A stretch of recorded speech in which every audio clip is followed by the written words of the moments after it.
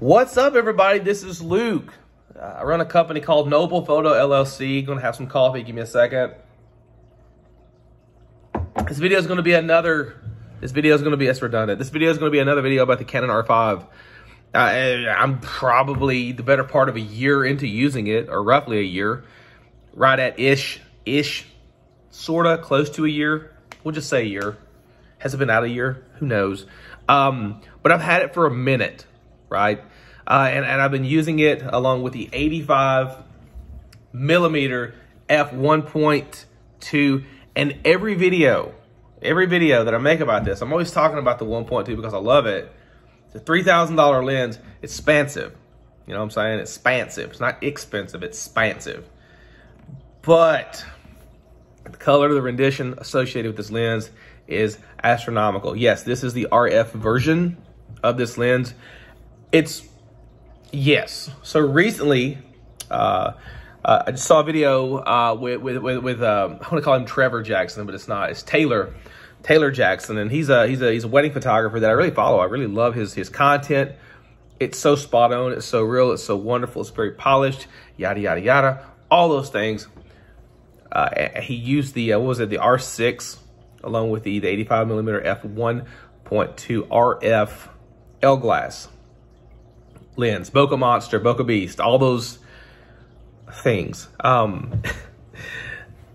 just want to say that, you know, this lens and what it does, how it handles color, how it literally has zero chromatic aberration shooting into the sun, backlit, folks, whatever, no color fringing, nothing. There's one thing that's terrible about this lens, and here it is. When you take it off your camera and you replace it with another lens that's not an RF lens, for instance, an EF lens, if you have an 85 like I do, 1.4 image stabilized version, L glass, okay, to the side, and you're shooting with the 85 1.2 RF, and you replace it with that lens, you adapt it, rock and roll, all the things, you will see immediately the difference between the 1.2 RF and the 1.4 EF. There's no comparison. Can you get amazing photos out of the 1.4? Yes, you can. But it's kind of like playing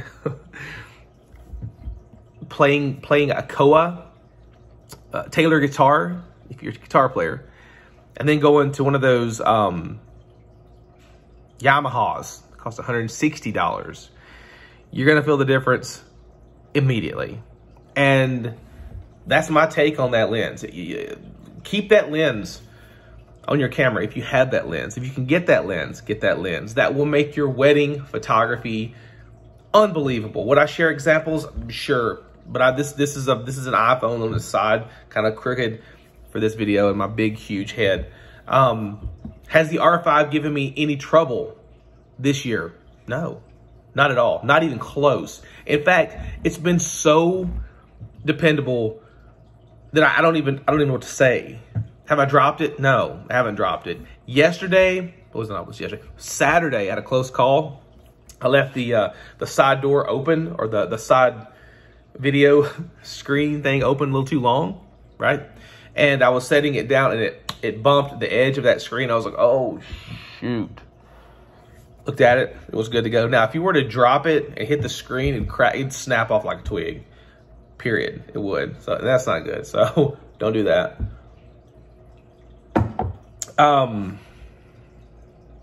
Looking forward to getting more RF glass. I did purchase the 85 f2. It's like $600, I think, give or take a few bucks on Amazon or Canon, B&H, Autorama, whatever you want to call it. And my wife actually shot with it on Saturday while I was shooting with the 1.2. And I'll be honest with you, the colors that's coming out of that $600 lens outperforms the 85 1.4 image stabilized version. So check it out. Get with it. Now understand that it's an STM lens. It's not a ultrasonic motor. It's kind of loud.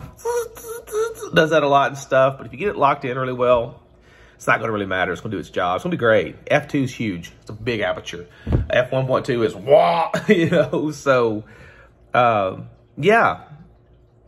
Do I have any problems with anything I'm shooting right now?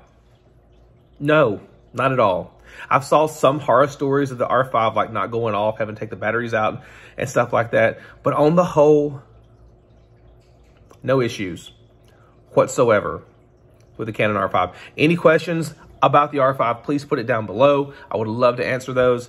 I keep, as far as the CF Express cards go, I keep SanDisk 128 gigabyte cards in the camera at all times, ready to go, formatted, rocking and rolling for weddings that I shoot. And also SanDisk 128 gigabyte cards, SD cards also. So what I'm doing is I'm shooting both cards at the same time, RAWs and also JPEGs on each card. So I'm having 4 saving modes things. Probably overkill, but this is a bride's wedding we're talking about, and we don't want to mess that up, right?